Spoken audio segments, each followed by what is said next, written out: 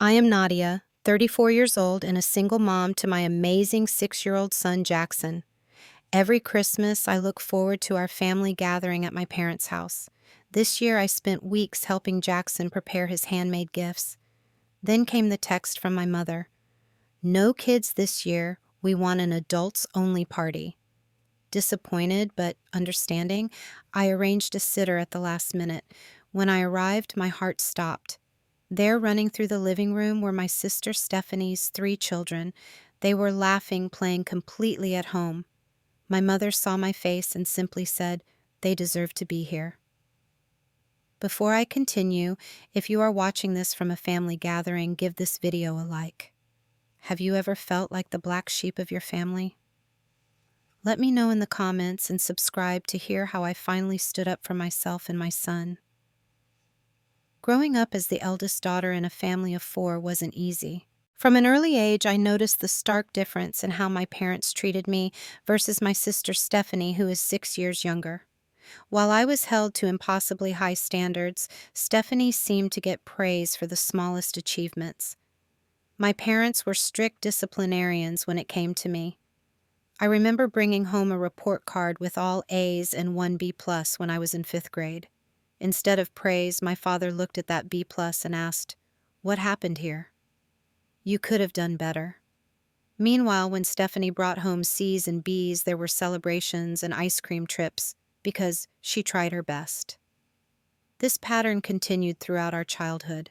I was expected to keep my room spotless, help with chores, babysit Stephanie, and maintain perfect grades. Stephanie, on the other hand, lived in a perpetually messy room, rarely had chores assigned to her, and was given endless second chances when she failed to meet expectations. "Stephanie is more sensitive," my mother would explain whenever I pointed out the unfairness. "You are the strong one, Nadia. You can handle more." By high school, I had internalized that I needed to be twice as good to get half the recognition. So I threw myself into academics and extracurricular activities. I joined a debate team, volunteered at the local animal shelter, and maintained a 4.0 GPA. My efforts paid off when I received a partial scholarship to State University, which was about 2 hours from home. My parents attended my high school graduation, but the celebration dinner afterward was dominated by stories about how cute Stephanie was as a junior bridesmaid in our cousin's wedding the weekend before. I sat there in my cap and gown, my academic achievements barely acknowledged. When I left for college at 18, it felt like freedom. For the first time, my accomplishments were recognized on their own merits, not compared to someone else's. I worked 2 part-time jobs alongside my studies to make ends meet, since my scholarship only covered tuition, not room and board. My parents rarely sent money explaining that college was my choice, so it should be my responsibility. Stephanie took a very different path. After high school, she attended an expensive private university paid entirely by our parents. She changed majors 3 times before dropping out in her junior year to marry Thomas, a successful real estate broker she met at a frat party. He was 5 years older and already established in his career. Our parents were thrilled. They paid for a lavish wedding that I could barely afford to attend due to the travel costs and time off work.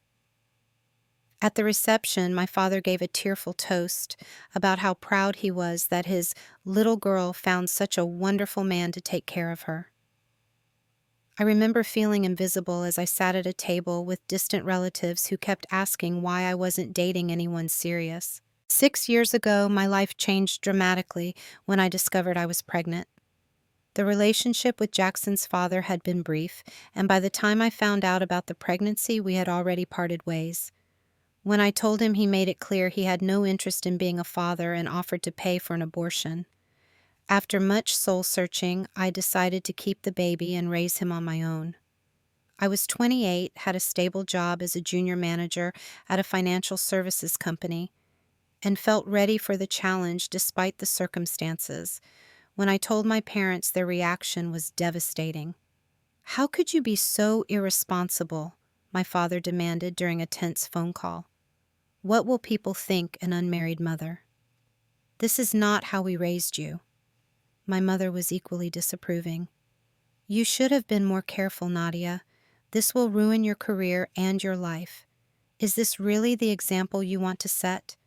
Neither of them offered support or congratulations. Instead, they suggested I take care of it before anyone found out or consider adoption, when I firmly stated my decision to keep and raise my child. They did not speak to me for nearly 2 months. Meanwhile, Stephanie called to say she was there for me, but also mentioned that our parents were just looking out for my best interests. And perhaps I should consider what they are saying. Jackson was born on a snowy December morning. I went through labor with only my friend Alicia by my side. My parents didn't visit until Jackson was 3 weeks old, and even then, their visit was brief and uncomfortable. My father barely held him. My mother made comments about how this would affect my career prospects and how difficult it would be for me financially. Over the years, their relationship with Jackson has improved incrementally. They see him at family gatherings and occasionally remember his birthday with a card or small gift. But there has always been a stark contrast between how they treat Jackson and how they dote on Stephanie's children. Stephanie and Thomas have 3 kids now: Lily, who is 8, Noah, who is 6, and Emma, who is 4. My parents have professional photos of these 3 grandchildren displayed throughout their house. Jackson appears in only one small frame on a bookshelf in the guest room. When Stephanie had her first baby, my parents moved heaven and earth to be there. My father took 2 weeks off work to help them settle in. For my mother, becoming a grandmother was the highlight of her life, according to the emotional Facebook posts she made daily during that time. What many people don't know is that despite the apparent favoritism, I have been financially supporting my parents for the past 4 years. When my father had a health scare and discovered his insurance didn't cover all his medications, I stepped in. Their retirement savings wasn't as robust as they had planned, and with the rising cost of health care, they were struggling. Every month, I send them $800 to help with medical expenses and bills. It's a significant amount for me as a single mother, but I do it out of a sense of filial duty and love despite our complicated relationship. Stephanie, whose husband makes 6 figures, has never contributed financially to our parents' care. When I once suggested we split the support between us, she said they were helping her with the kids, and that was contribution enough. The irony that they were helping her while I was helping them financially wasn't lost on me. Despite everything, I maintained hope that things would improve, that with time my parents would see Jackson for the wonderful boy he is, that they would recognize my sacrifices and achievements, that maybe, just maybe, this Christmas would be different. The first week of December found me and Jackson in our small apartment surrounded by wrapping paper ribbons and the sound of Christmas music playing softly in the background. Jackson, with his tongue poking out in concentration, was carefully drawing on a homemade card for his grandparents. "Do you think Grandpa will like my picture, Mom?" he asked, holding up his artwork. It was a crayon drawing of what was supposed to be my father fishing on a lake, one of the few activities my dad had shared with Jackson during our last summer visit. "He will love it, sweetheart." I assured him, though a small voice inside me whispered doubts. Jackson had spent weeks working on gifts for everyone in the family. For my mother, he had created a beaded bracelet in his art class at school. For his cousins, we had found affordable books that matched their interests. He even made a special ornament for my sister Stephanie, decorated with tiny seashells we had collected during our one-day trip to the beach last summer. My own financial situation was tight as always. My position as a mid-level manager at Riverside Financial Services paid enough for us to live comfortably, but not extravagantly. After rent, Jackson's school expenses, groceries, and the monthly support from my parents, there wasn't much left for savings or luxuries. Still, I had managed to set aside a small amount each week for the past 3 months to buy Christmas gifts. For my father, an expensive fishing lure he had mentioned wanting. For my mother, a cashmere scarf I knew she would never buy for herself. For Stephanie and her family, gift cards and toys for the children. These gifts represented sacrifices on our part, small luxuries forgone, and extra hours worked. The $800 I sent my parents each month was ostensibly for my father's heart medication and my mother's arthritis treatment. They had explained that their Medicare coverage had gaps and their retirement income barely covered their basic expenses. I never questioned this, believing it was my duty to help them in their senior years. 2 days before the Christmas gathering, I called my mother to confirm the details. "What time should we arrive on Christmas Eve?" I asked, after exchanging pleasantries. "4 o'clock should be fine," she replied. "Dinner will be around 6. "Perfect. What would you like me to bring? I could make my spinach dip that Dad likes, or maybe a dessert." "The spinach dip would be lovely," my mother said. Then after a slight pause, she added, "By the way, no kids this year. We want an adults-only Christmas." The statement hit me like a physical blow. No kids.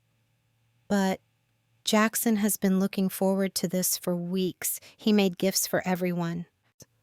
"I know, dear, but we thought it would be nice to have a mature gathering this year.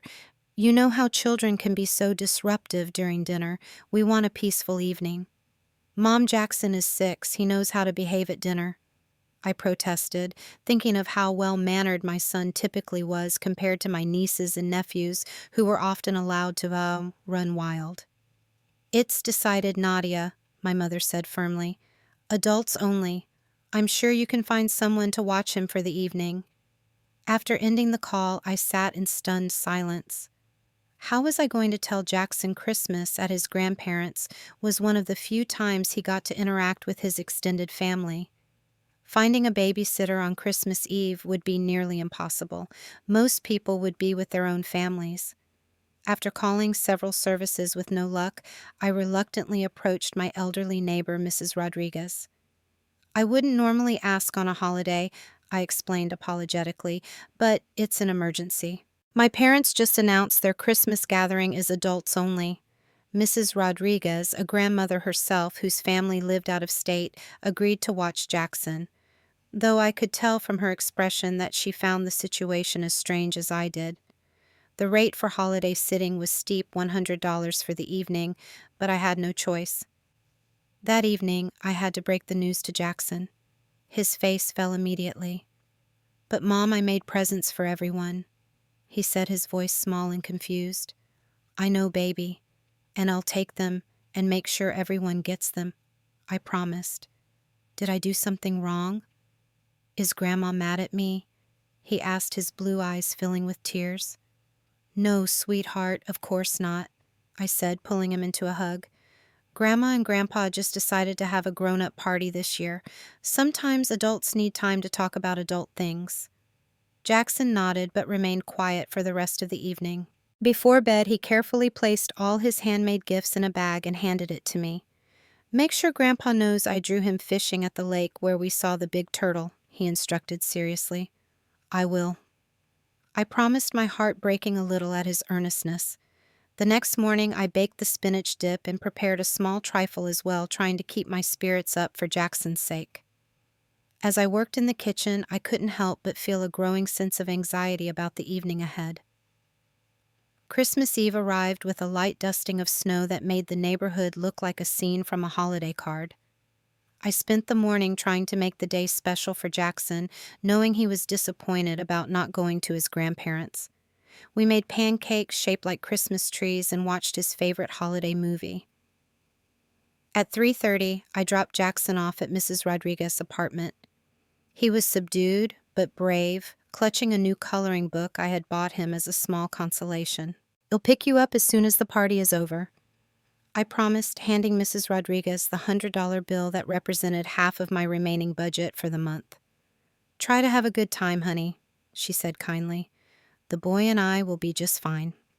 The drive to my parents' house took about 40 minutes. I used the time to compose myself, determined to make the best of the evening despite the circumstances. The bag with Jackson's handmade gifts sat on the passenger seat next to the food I had prepared and the wrapped presents I had purchased. My parents lived in a comfortable suburban home, the same one where Stephanie and I had grown up. As I pulled into the driveway, I noticed several cars already parked, including Stephanie's expensive SUV. Gathering my things, I made my way to the front door, admiring the elaborate Christmas lights display my father put up each year. Before I could knock, I heard it. The unmistakable sound of children's laughter coming from inside the house. For a moment, I stood frozen on the porch, wondering if I was imagining things. Then I heard it again, accompanied by the high-pitched squeal that could only come from my 4-year-old niece, Emma. With a growing sense of dread and confusion, I rang the doorbell. My mother answered, her face registering surprise at seeing me alone on the doorstep. "Nadia, you're early?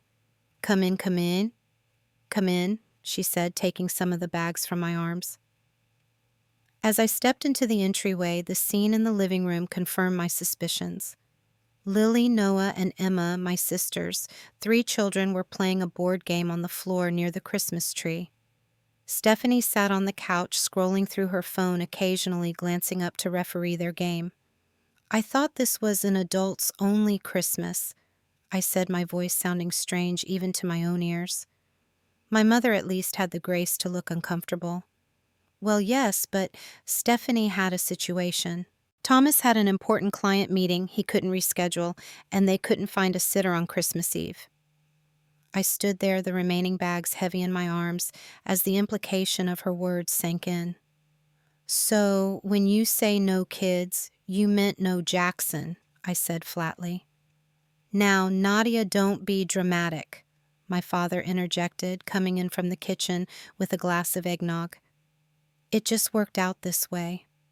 "Worked out," I repeated, my voice rising slightly. "You specifically told me not to bring my son. I had to pay a sitter $100 and break his heart, and now I see his cousins are here playing like nothing is wrong." Stephanie finally looked up from her phone.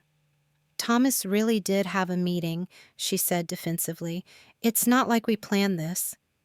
"Then why didn't anyone call to tell me I could bring Jackson after all?" I demanded. My parents exchanged glances and my mother sighed. "Well, we thought it might be better this way. The girls and Noah are family. They deserve to be here." The words hit me like a physical blow. "And Jackson doesn't.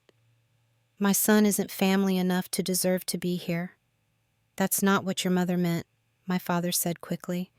"It's just that, well, Jackson can be a bit much sometimes. He doesn't know the other children as well, and we thought it would be more harmonious this way." I stood in stunned silence, the weight of their casual cruelty settling over me. In that moment, I saw with perfect clarity what I had been trying to deny for years in my parents' eyes. Jackson and I would always be second-class family members. "I need a minute," I said, putting down the remaining bags and walking to the bathroom. Once inside, I leaned against the sink, trying to steady my breathing. In the mirror, I could see the hurt and anger in my eyes. After composing myself, I returned to the living room where an uncomfortable silence had fallen. My mother was arranging appetizers on the coffee table, studiously avoiding my gaze. "When exactly did Thomas' last-minute meeting come up?" I asked Stephanie directly. She shifted uncomfortably.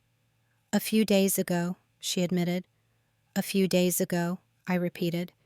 "And no one thought to tell me that the no kids rule had been changed." "It wasn't changed," my mother interjected. "This was an exception due to circumstances." "An exception that could have been extended to Jackson," I pointed out. "It's different," my father said. "Stephanie couldn't leave 3 children alone, and we couldn't expect her to miss Christmas Eve. But you could expect me to leave my one child alone. You could expect Jackson to miss Christmas Eve with his family." My voice was calm but firm. No one had a good answer to that. Despite my instinct to leave immediately, I decided to stay. Partly because I had driven 40 minutes to get there, partly because I wanted Jackson's gifts to be delivered, and partly because a strange, detached curiosity had taken hold of me. I wanted to see how far this favoritism extended. I took a seat in the living room, declining my father's offer of eggnog in favor of water. The atmosphere was strained with my parents making overly cheerful conversation, and Stephanie occasionally shooting me apologetic looks that felt more performative than sincere. Your spinach dip looks wonderful, Nadia, my mother said clearly, attempting to move past the awkward confrontation. And is that a trifle? You shouldn't have gone to so much trouble. I nodded, watching as my niece Lily approached the table and helped herself to a large serving of the trifle, spilling some on the tablecloth in the process.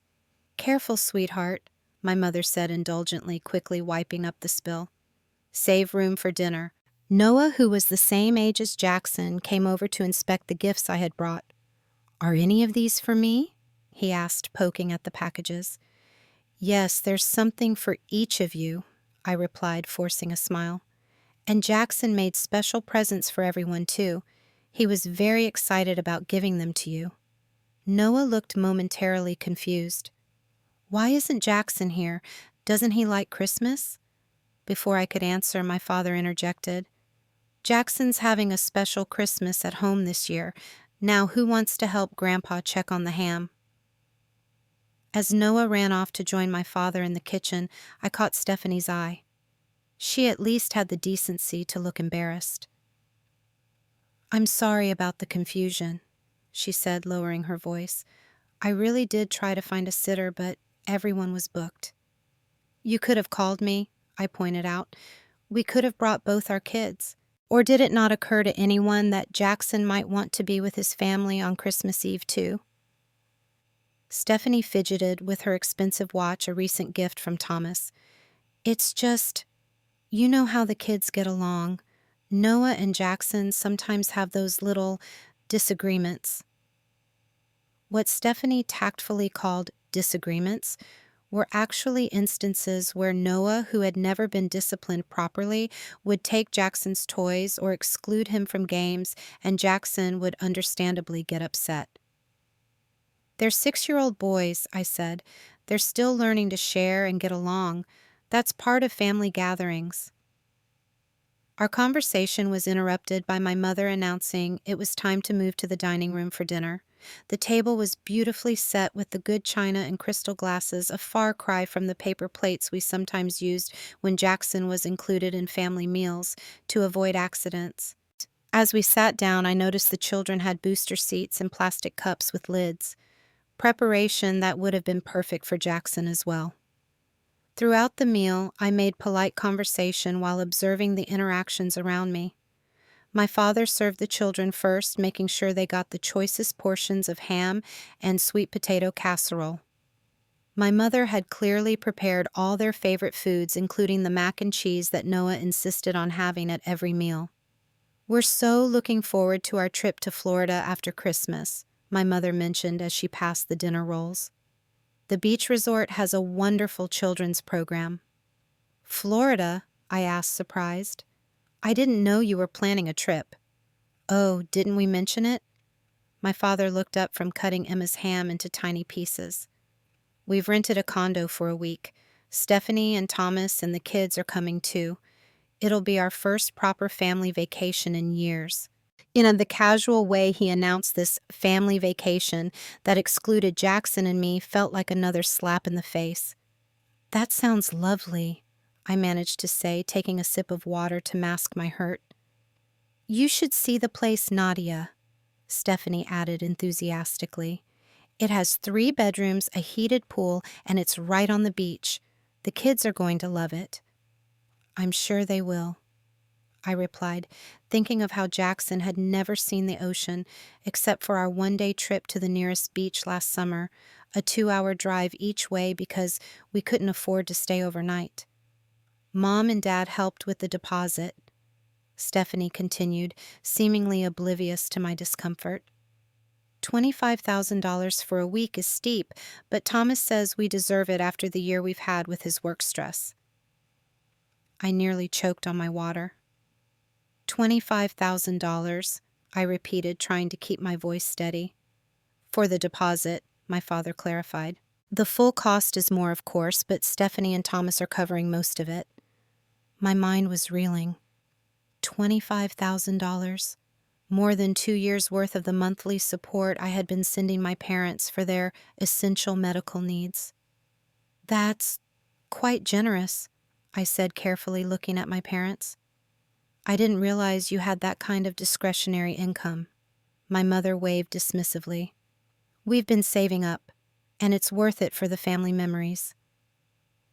Family memories that wouldn't include Jackson or me, I thought bitterly. The conversation moved on, but my mind was stuck on the revelation.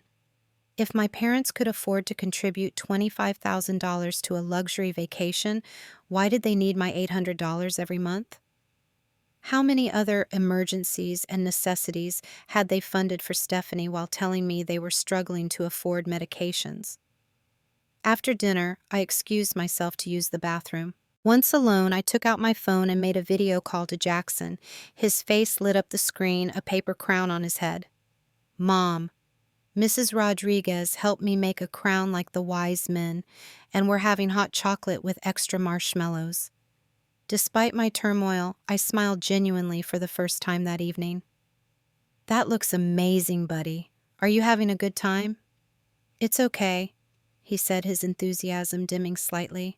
But I miss you. Did you give Grandpa my fishing picture?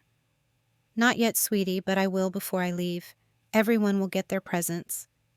Did Grandma ask where I was? He asked hopefully. The innocent question broke my heart.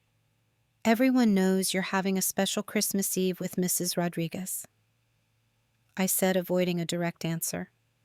After promising to pick him up soon, I ended the call and sat for a moment gathering my thoughts.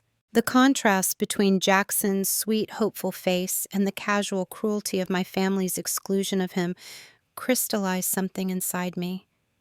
This wasn't just about one Christmas gathering.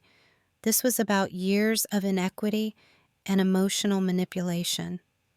When I returned to the dining room, I overheard a conversation that confirmed my worst suspicions. Nadia's always been so sensitive, my mother was saying in a low voice to Stephanie. I knew she'd make a scene about the children. At least she didn't bring Jackson anyway, Stephanie replied. Remember Thanksgiving when he kept asking questions during dinner, so disruptive? That boy needs more discipline, my father added. That's what happens when there's no father figure.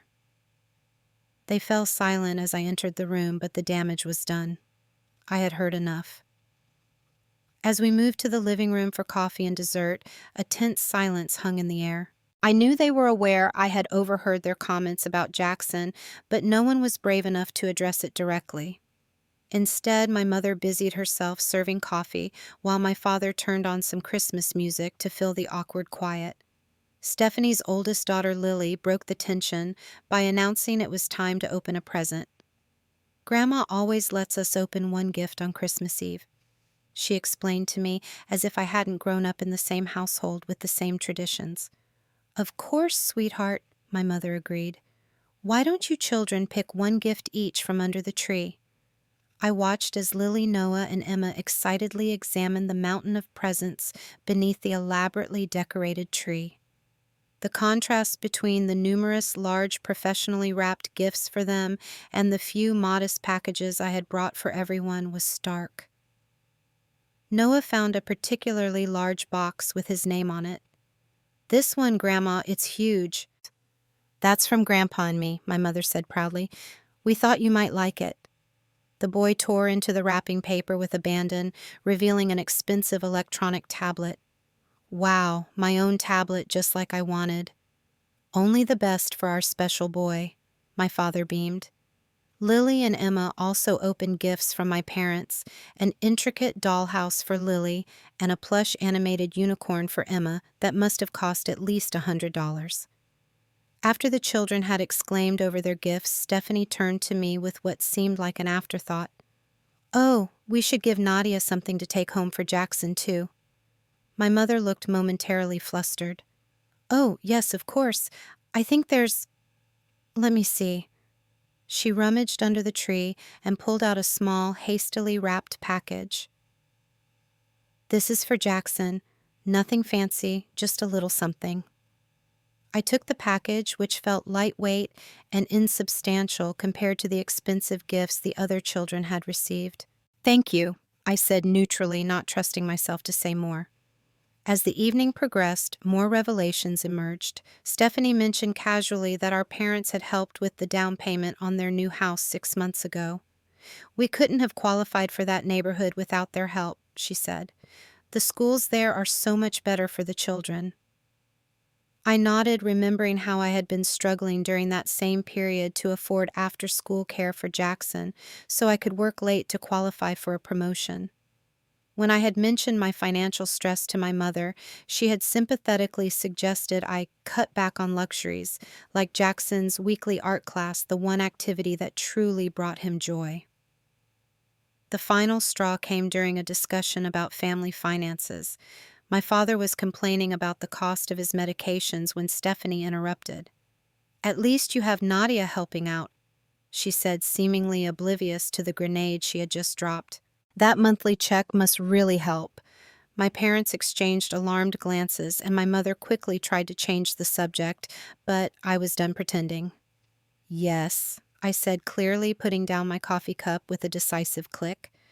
"Let's talk about that monthly check. $800 every month for the past 4 years. That's over $38,000 I've contributed to support you." The room fell silent. My father cleared his throat uncomfortably. "Now, Nadia, this isn't the time." "Actually, I think this is exactly the time," I interrupted, a calm determination settling over me. "I've been sending that money because you told me you needed it for essential medical expenses. Yet, somehow you had $25,000 to contribute to Stephanie's luxury vacation. You helped with a down payment on her house. You buy expensive gifts for her children. Where exactly has my money been going?" My mother's face flushed. "We have used that money for necessities," she insisted. "What necessities specifically?" I pressed. "Because from where I'm sitting, it looks like my sacrifices have been funding Stephanie's comfortable lifestyle while my own son is excluded from family gatherings and treated like an unwelcome outsider." "That's not fair," Stephanie protested. "Mom and Dad have health issues. Health issues that apparently don't prevent them from traveling to Florida for a week," I pointed out. "I want to see the records. Show me exactly what my $800 a month has been paying for." My father's face darkened. "We don't need to justify ourselves to you. We're your parents." "You do if you want to keep receiving my support," I countered. "I've been stretching myself thin financially to help you, believing you needed it for essential care. If that money is instead going toward favoritism and luxury items for one part of the family while excluding another, I have a right to know." After much resistance and heated words, my mother reluctantly retrieved a folder from my father's desk. Inside were bank statements and receipts that told the damning truth.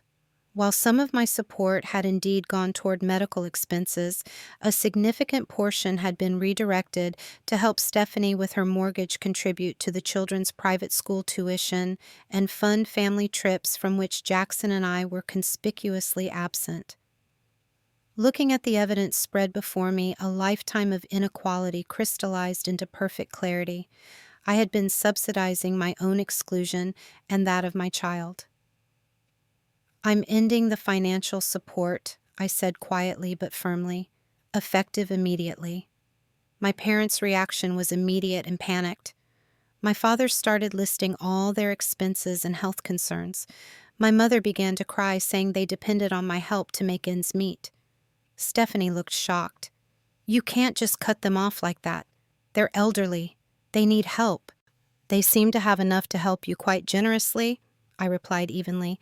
"Perhaps it's time you contributed instead." "But Thomas and I have 3 children to support," Stephanie protested. "We can't afford to send money every month." "And I have 1 child to support," I countered. "A child who has been systematically excluded and treated as less than his cousins. A child who made Christmas gifts for grandparents who didn't even want him in their home." I stood up and gathered my purse and jacket. "I'm going to pick up my son now. I've left Jackson's handmade gifts on the entry table. I hope you'll take the time to appreciate the love and effort he put into them." As I headed for the door, my parents and Stephanie followed, their protests growing more desperate. Nadia, you're overreacting, my mother insisted. We can work this out. We love Jackson, you know that.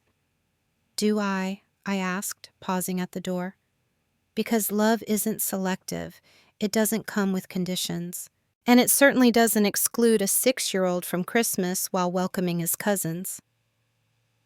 What if we invite Jackson over tomorrow? My father suggested desperately. We can do presents in the morning before we leave for the airport. I shook my head. It's too late for quick fixes. This isn't about one Christmas gathering. It's about years of inequality and disrespect. When you're ready to truly include Jackson as an equal member of this family and treat me with the same consideration you give Stephanie, we can talk. Until then, I need to focus on providing the best life I can for my son without depleting our resources to fund someone else's preferences. With those words, I walked out, closing the door on their protests and the weight of years of unequal treatment. The drive to Mrs. Rodriguez's apartment was a blur of conflicting emotions. Anger, hurt, and grief mingled with an unexpected sense of liberation. For years, I had been trying to earn my parents' approval and equal treatment by being the good daughter, providing financial support even when it stretched my own budget thin. In one evening, the illusion that my sacrifices would ever be enough had shattered completely. Tears streamed down my face as I drove, but they weren't just tears of sadness. There was relief there, too, the relief of finally acknowledging a painful truth I had been denying for years. When I arrived at Mrs. Rodriguez's building, I took a moment to compose myself, wiping away my tears and taking deep breaths. Jackson deserved better than to see his mother distraught on Christmas Eve. Mrs. Rodriguez opened the door with a knowing look. "Rough night," she asked quietly as Jackson gathered his things in the living room. I nodded, not trusting myself to speak without my voice breaking. "Some family just can't see the blessings right in front of them," she said, patting my arm.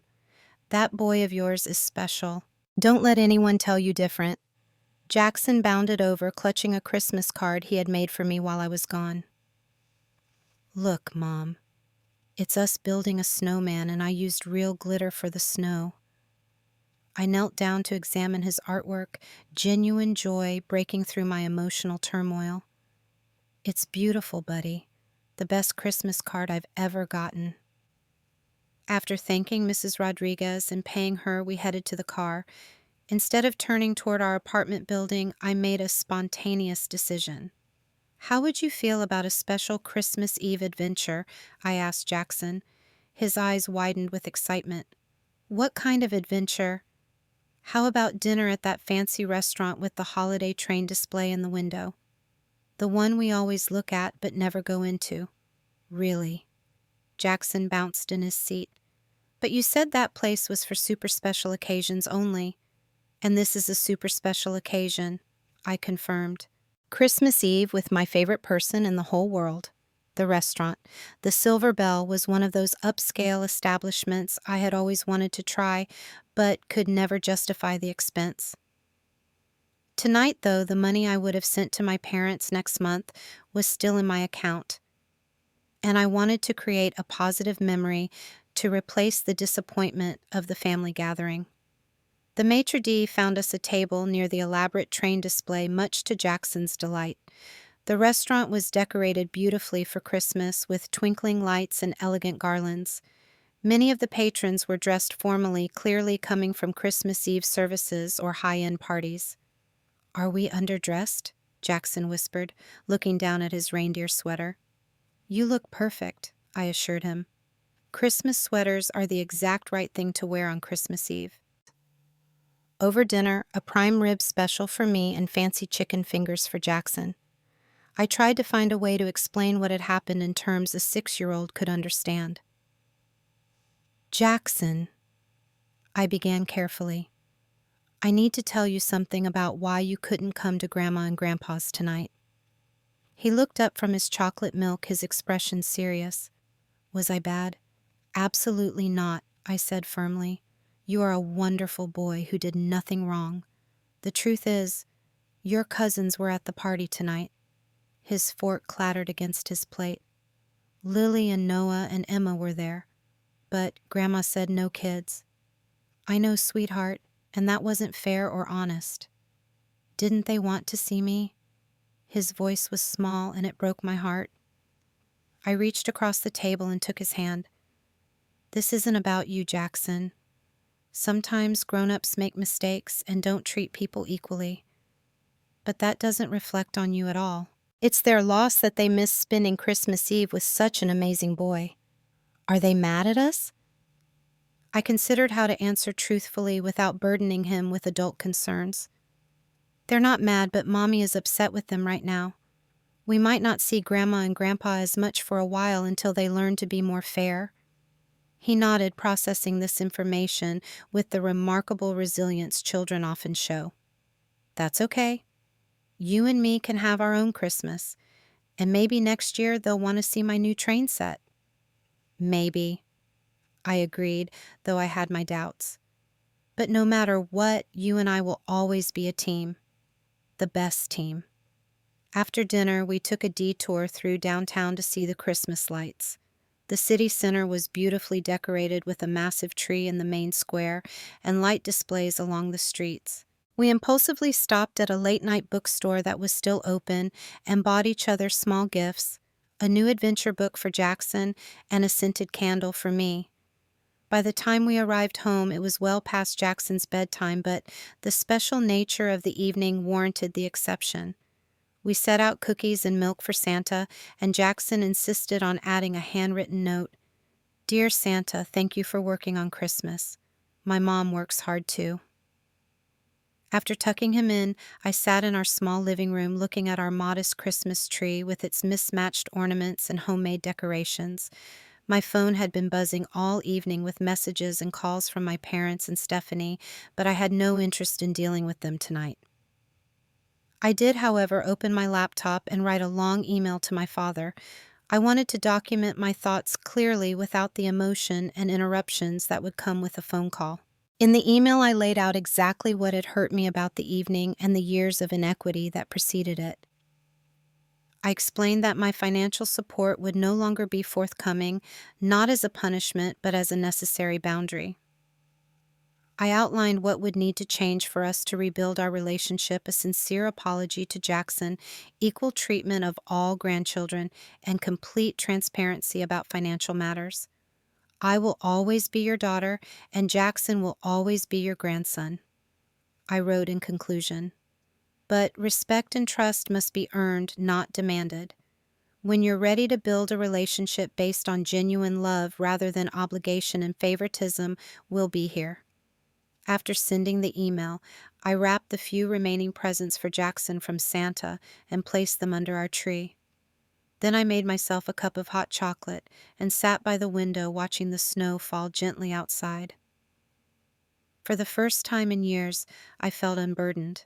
The pain was still there, but alongside it was a newfound determination to break the cycle of inequality and conditional love. Jackson deserved better, and so did I. That night in our cozy apartment with Christmas carols playing softly in the background, we created our own tradition. It wasn't elaborate or expensive, but it was honest and full of genuine love, the best gift I could give my son. 4 months have passed since that pivotal Christmas Eve, and our lives have changed in ways I never expected. The most immediate change was financial. Without the $800 monthly payment to my parents, my budget suddenly had breathing room. I was able to enroll Jackson in the art classes he had been asking about for months, twice a week, instead of just once. His talent has flourished with the additional instruction, and the joy it brings him is worth every penny. I also started 2 savings accounts, a college fund for Jackson and an emergency fund for unexpected expenses. Both are modest but growing steadily. The security of knowing we have a financial cushion has reduced my stress levels enormously. Our day-to-day life feels lighter somehow. Without the constant undercurrent of trying to earn my parents' approval, I find myself more present with Jackson, more patient, and more playful. We have Friday movie nights with homemade popcorn, Saturday morning pancake breakfasts, and Sunday afternoon craft sessions. Simple pleasures that cost little but mean everything. My relationship with my parents has evolved through several phases since Christmas.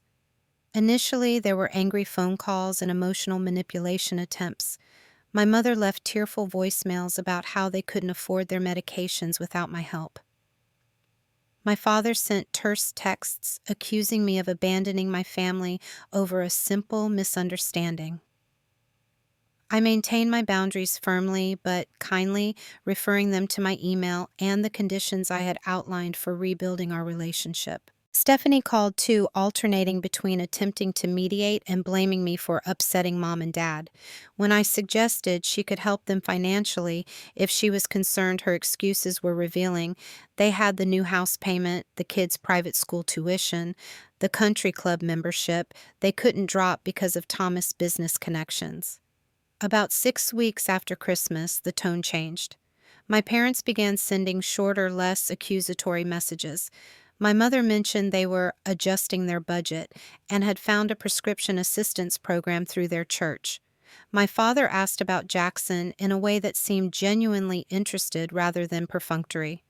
2 months after our confrontation, I received a letter in the mail, an actual handwritten letter, which showed more effort than a quick text or email. In it, my parents acknowledged the favoritism they had shown Stephanie and her children over the years.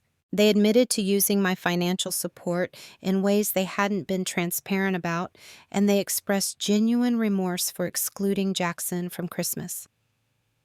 "We have no excuse," my father wrote. "We fell into patterns of behavior without examining the hurt they caused. We failed you as parents, and we failed Jackson as grandparents." The letter wasn't perfect, and it didn't erase years of pain, but it was a starting point. After discussing it with my therapist, another positive change I invested in after Christmas, I agreed to meet with them at a neutral location, a coffee shop halfway between our homes.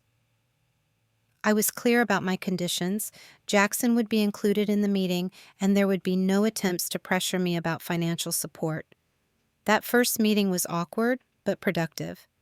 My parents seemed genuinely chastened, and they made a point of engaging directly with Jackson, asking about his school and art classes. My father apologized to him directly for the Christmas exclusion, explaining in age-appropriate terms that adults sometimes make mistakes, but can learn to do better. Jackson, with the remarkable forgiveness children often possess, accepted the apology readily and proceeded to tell his grandparents all about his new art teacher and the clay sculpture he was working on. Since then, we have had monthly visits, each one a little less strained than the last. I'm not naive enough to think everything is magically fixed, but I see genuine effort on their part to change long-standing patterns. They have not asked for financial support again, and when I inquired about their medical expenses, my father assured me they had found programs to help with the cost of their prescriptions. My mother has taken a part-time job at a local florist shop, which she actually seems to enjoy. Stephanie and I have a more complicated path to reconciliation. The inequity between us was not her fault. Initially, she didn't ask our parents to favor her, but as adults, she participated in and benefited from the dynamic without questioning it. Our conversations remain cautious, though she has made overtures about arranging playdates between Jackson and her children. The most profound change, however, has been in my own sense of self-worth. For too long, I had internalized the message that I needed to earn love through sacrifice and financial support, that my value was contingent on what I could provide rather than who I am. I realized I had been buying my family's love, and that's not how families should work. More disturbingly, I was teaching Jackson to accept being treated as less than, which is the last lesson I want for my son. By setting clear boundaries and expecting respectful treatment, I wasn't just standing up for myself. I was modeling for Jackson what healthy relationships look like. Sometimes setting boundaries isn't just for you, but for everyone involved. My parents now have the opportunity to build a more authentic relationship with us, one based on mutual respect rather than financial dependency and obligation. Last weekend, we attended a small birthday gathering for my nephew Noah at a local park. For the first time, all the grandchildren were treated equally. Jackson received the same party favor bag as his cousins, was included in all the games, and was featured in the family photos my mother took. It was a small thing, perhaps, but symbolic of the larger changes taking place. My father spent time teaching both Noah and Jackson how to fly the toy drones they received as gifts. My mother made a point of praising Jackson's artwork with the same enthusiasm she showed for Lily's dance recital story. Are things perfect? Number 6 years of inequality won't be corrected in 4 months. There are still moments of thoughtlessness, still times when old patterns emerge. But now they are recognized and addressed rather than ignored and perpetuated. As for me, I'm learning that family relationships, like all relationships, require honest communication and mutual respect. Love without respect is just sentiment easily overshadowed by convenience and self-interest. True love lifts everyone up, equally recognizes each person's inherent worth, and makes space for growth and change. I learned that sometimes the greatest gift you can give yourself and your children is the courage to say enough when love comes with conditions. Real family isn't about blood or money, it's about respect, equality, and unconditional love. What would you do if you were in my shoes? Have you ever had to set difficult boundaries with family members? Share your story in the comments below. And if this resonated with you, please like, subscribe, and share this video with someone who might need to hear this message. Thank you for listening to my story. And remember, your worth isn't determined by how others treat you, but by how you choose to stand up for yourself and those you love.